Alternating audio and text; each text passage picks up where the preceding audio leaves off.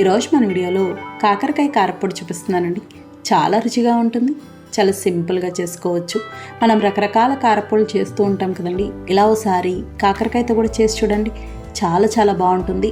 నోటికి కారం కారంగా భలే రుచిగా ఉంటుంది. చాలా రోజుల వరకు నిల్వ ఉంటుంది, అస్సలు చేదనిపించదు. కాకరకాయ కారప్పొడికి కాకరకాయలు 1/2 కేజీ తీసుకున్నానండి. కాకరకాయల్ని బాగా కడిగి పైన లైట్గా చెక్కు తీసి ఇలా రౌండ్గా చక్రాల్లా కట్ చేసుకోవాలి. పల్చిగా కట్ చేసుకోవాలండి, లావుగా ఉండకూడదు. అలాగే గింజలు కానీ ఏమీ తీయాల్సిన అవసరం ఉండదు. ఇప్పుడు ఇవి ఒక గిన్నెలోకి వేసి తగినంత ఉప్పు, నేను ఒక 1/2 స్పూన్ వరకు వేసుకున్నానండి. 1/2 స్పూన్ పసుపు వేసి కలుపుకోవాలి. ఇలా బాగా కలిపి మూత పెట్టేసి ఒక్క అరగంట పాటు ఇలా ఉంచేసేయాలి. ఇలా చేయడం వల్ల కాకరకాయ ముక్కలు చేదు తగ్గుతాయి, అలాగే చాలా త్వరగా వేగుతాయి. డీప్ ఫ్రై చేయాల్సిన అవసరం ఉండదు. అరగంట తర్వాత ఈ విధంగా ఉంటాయి.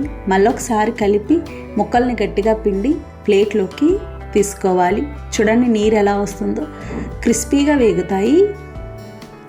మీకు ఒకవేళ ఇలా ఇష్టం లేదు అనుకుంటే డైరెక్ట్గా వేయించేసుకోవచ్చు. చూడండి ముక్కలన్నీ ఇలా తీసుకున్నాం కదా, ఇప్పుడు ఇవి వేయించుకుందాం. స్టవ్ ఆన్ చేసి ప్యాన్ పెట్టి నూనె వేసుకోవాలి. వేరుశనగ నూనె అయితే ఇంకా బాగుంటుంది. నూనె కూడా కాస్త ఎక్కువే పడుతుంది. నూనె వేడయ్యాక కాకరకాయ ముక్కలు వేసి హై ఫ్లేమ్లో వేయించుకోవాలి. సగం వేగేంత వరకు హై ఫ్లేమ్లో ఉండాలండి, తర్వాత మీడియం ఫ్లేమ్లో పెట్టుకోవచ్చు.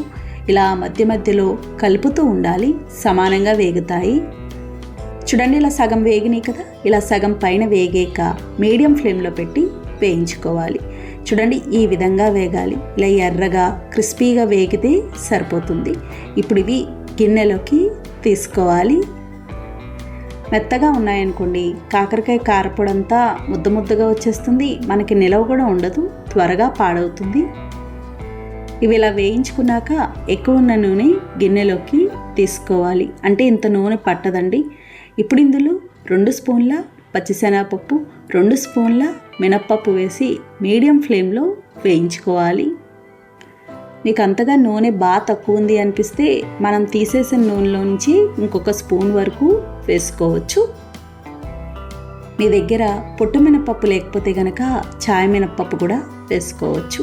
చూడండి ఇవి ఇలా సగం వేగినాయి కదా, ఇలా సగం వేగాక 4 స్పూన్ల ధనియాలు, 1 స్పూన్ జీలకర్ర వేసి మీడియం ఫ్లేమ్లో వేయించుకోవాలి. పప్పులు సగం పైన వేగాక ఇవి వేసుకుంటే అన్నీ సమానంగా వేగుతాయి. 1/2 కేజీ కాకరకాయలకి ఇవి కరెక్ట్గా సరిపోతాయి. చూడండి ఇవి ఇలా బాగా వేగినాయి కదా, ఈ విధంగా ఉండాలి. ఇప్పుడు ఇవి మిక్సీ జార్లోకి తీసుకోవాలి, బాగా చల్లారాలి. ఇప్పుడు అదే ప్యాన్లో ఇంకొంచెం నూనె వేసుకోవాలి, కరివేపాకు వేయించుకోవడానికి. నూనె వేడయ్యాక ఒక గుప్పెడు కరివేపాకు వేసి మీడియం ఫ్లేమ్లో వేయించుకోవాలి. కాకరకాయ ముక్కలు వేయించుకున్నాక నూనె మిగిలితే కనుక ఆ నూనె ఏ కూరలో అయినా వాడుకోవచ్చండి, అది ఏమీ చేదుండదు. చూడండి కరివేపాకు కూడా ఇలా వేగింది కదా, ఇప్పుడు స్టవ్ ఆఫ్ చేసుకోవాలి. కాకరకాయ ముక్కలు కూడా బాగా చల్లారినాయి. చల్లారిన తర్వాత ఈ విధంగా ఉంటాయి. చూడండి ఎంత క్రిస్పీగా ఉన్నాయో. ఇప్పుడు ముందుగా మిక్సీ జార్లో ఉన్న శనగపప్పు, మినప్పప్పు, ధనియాలు, జీలకర్ర ఉన్నాయి కదండి, ఇవి మెత్తగా మిక్సీ పట్టుకోవాలి. చూడండి ఈ విధంగా ఉండాలి, మెత్తగా ఉండాలి. ఇలా మిక్సీ పట్టుకున్నాక చిన్న ఉసిరికాయంతా చింతపండు, పులుపుకి సరిపడినంత, అలాగే మనం ముందుగా వేయించుకున్న కాకరకాయ ముక్కలు, తగినంత ఉప్పు, 3 స్పూన్ల కారం వేసుకోవాలి. కారం అంతగా తక్కువైతే తర్వాత చూసి వేసుకోవచ్చు, కాస్త కారం ఎక్కువే పడుతుంది. వెల్లుల్లి రేఖలు నేను పెద్ద వెల్లుల్లిపాయ 1 తీసుకున్నాను. అలాగే మనం ముందుగా వేయించుకున్న కరివేపాకు కూడా వేసుకోవాలి. కొంచెం కరివేపాకు పక్కన పెట్టుకోవాలి, తర్వాత కారపొడిలో కలుపుకోవడానికి బాగుంటుంది. ఇలా ఇవన్నీ వేసి మిక్సీ పట్టుకోవాలి. ఇది మరీ మెత్తగా మిక్సీ పట్టుకోకూడదండి. చూడండి ఈ విధంగా ఉండాలి. మరీ మెత్తగా ఉన్నా కూడా అంత బాగుండదు.